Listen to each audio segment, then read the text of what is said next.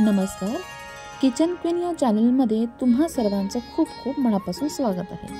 आज आपण तिळाचे लाडू बनवणार आहोत। चला तर आता आपण रेसिपीला सुरुवात करूयात। तर इथे मी 300 ग्रॅम एवढं गूळ घेतलंय, 50 ग्रॅम शेंगदाणे आहेत, 250 ग्रॅम तीळ घेतले आणि इथे 10 ग्रॅम असे डाळवा घेतलाय, तूप घेतलंय। तर सर्वात आधी आहे ना गॅस चालू करून त्यावरती कढई किंवा असं खोल गुळाचं भांड ठेवायचं आणि ते तापवून घ्यायचं। आता माझी कढई तापली इथे, मग मी आता काय करते, हे डाळवा आहेत ना भाजून घेते। चांगले खरपूस होईपर्यंत डाळवा भाजून घ्यायच्या।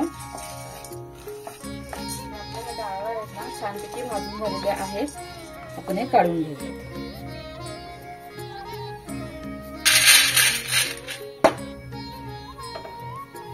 कढईची परत व्यवस्थित पुसून घ्यायची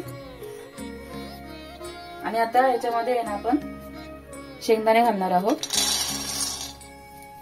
शेंगदाणे पण छान खरपूस होईपर्यंत भाजून घ्यायचे।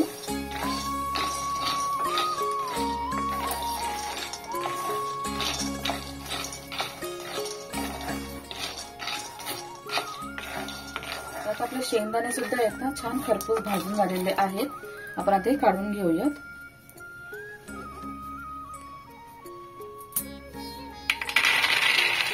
तर आता आपण याच्यामध्ये तीळ घालून घेऊ, तीळ सुद्धा आपण भाजून घेऊ। छानपैकी खमंग असं सुगंध येईपर्यंत आहे ना तीळ भाजून घ्यायचे, मंद आचेवरती भाजून घ्यायचे तीळ आपल्याला। आपले तीळ पण झालेत भाजून, काढून घेतलेत मी। तर आता आपण काय करायचंय, सर्वात महत्वाची स्टेप म्हणजे काय, आता आपण हे शेंगदाणे जे भाजून घेतलेले आहेत ना त्याचा आपण कूट करून घ्यायचंय। त्यानंतर हे डाळवा पण आहेत बघा, डाळवा सुद्धा आपण भाजून घेतलेले आहेत, त्याचा पण कूट करायचंय।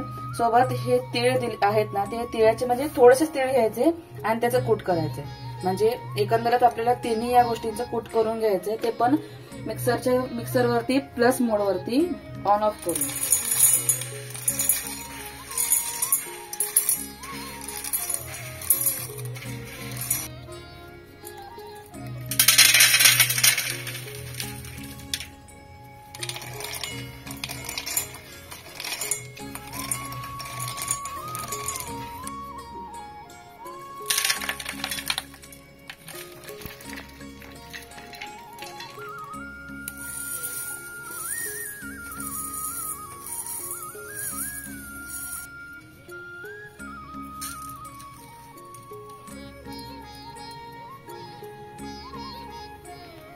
तर अशा पद्धतीने आपण शेंगदाण्याचं कूट, डाळवा आणि तीळ याची भरड करून घेतलेली आहे। बारीक पावडर पण नाही करायची, अशी ना दाणेदार ठेवली पाहिजे। तर आता काय करायचंय, गूळ वितळून घ्यायचंय। त्यासाठी बघा इथे मी थोडंसं तूप घेते।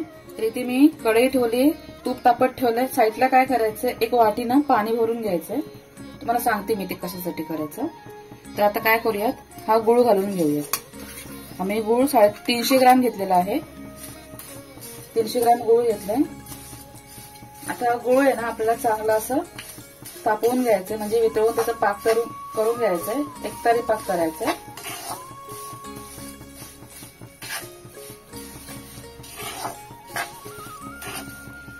आता हा पाक तयार करत असतानाच ना बाजूला आपण पाणी गरम करत ठेवायचंय।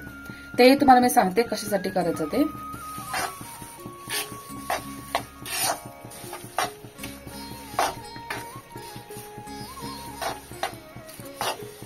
हा गूळ छान आता वितळत चाललाय।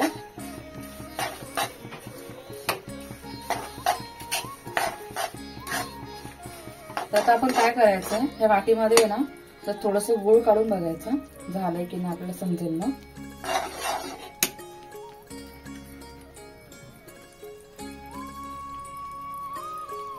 अजून 1-2 मिनिटं आपल्याला हा गूळ चांगला शिजवून घ्यायचा आहे।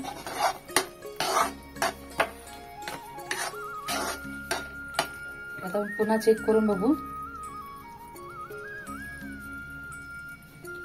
ठेवून ना एक 5 सेकंद थांबायचं चेक करून बघू आपण.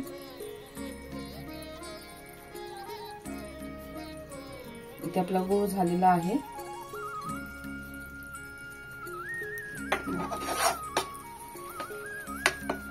म्हणजे आपण कसं जर पाण्यामध्ये गूळ घातलाय ना तर तो कसा पातळ असं राहत नाही, एकदम घट्ट राहतो, कडक होतो.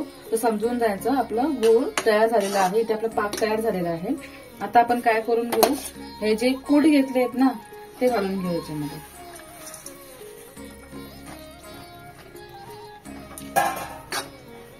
त्यानंतर हे जे तीळ घेतले होते ते पण घालून घेऊ. तर आपण हे चांगलं परतून घेऊ. तुम्हाला जर याच्यामध्ये इलायची पावडर घालायची असेल तर तुम्ही घालू शकता. आणि आता कसं बरोबर हात चालवायला पाहिजे, म्हणजे कसं पटापट आपले होऊन जातील. आणि जर आपण हळूहळू केलं तर आपला गूळ आहे ना एकदम कडक होऊन जाईल, लाडू पण वळता येणार नाही. तो लवकर असं बरोबर हात चालवून ना आपला मिश्रण परतून घ्यायला पाहिजे. तर मगाशी मी इथे पाणी गरम करत ठेवलं होतं ना, तर हे पाणी गरम करून घेतलेलं आहे. आता काय करायचं, ह्याच्यावरती कढई ठेवायची. म्हणजे काय होईल, जेव्हा आपण लाडू वळत असू ना त्यावेळेस कसं मिश्रण थंड होतं आणि मग लाडू वळले जात नाही.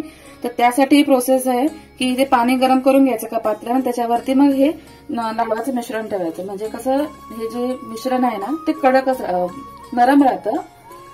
आता आपण पटापट असं लाडू वळवून घेऊयात. तर आता काय करायचं, हे तूप घ्यायचं, थोडंसं हाताला असं लावून घ्यायचं. म्हणजे कसं लाडू ना आपल्या हाताला चिपकणार नाही. लावून घेऊयात आणि आता पटापट लाडू वळवून घेऊ.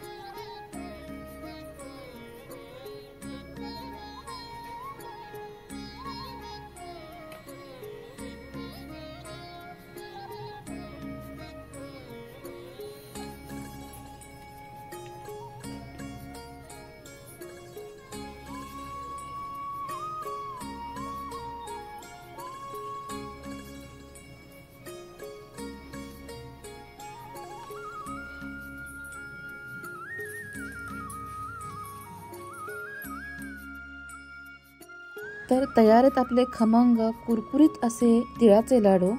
तुम्हाला ही रेसिपी कशी वाटली मला कमेंट बॉक्समध्ये नक्की सांगा. आणि आपल्या चॅनलला लाईक, शेअर, सबस्क्राईब करायला विसरू नका. भेटूयात पुन्हा एका रेसिपीसोबत. तोपर्यंत स्वस्त रहा, मस्त रहा.